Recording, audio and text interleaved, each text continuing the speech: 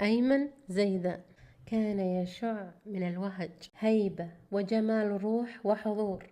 نجمه ساطع أضاء كل من حوله، نجوما صغار صاروا كبارا بفضله.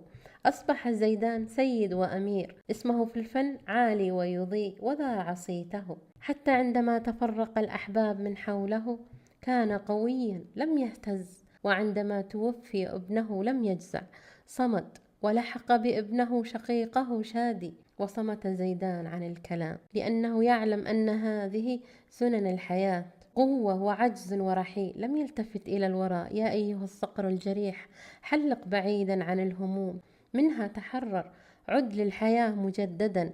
احلق ذقنك وابتسم لتعلن عن عودة رجل شجاع عاش الحياة بطولها وعرضها. انسى همومك، دعها تموت.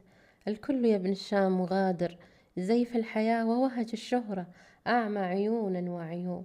ما زال بداخلك طفل وإنسان عجيب، فلا تقتله بحزنك وانطوائك. فورا اقتل الهموم وابتسم كي تحيي جو الكاميرا.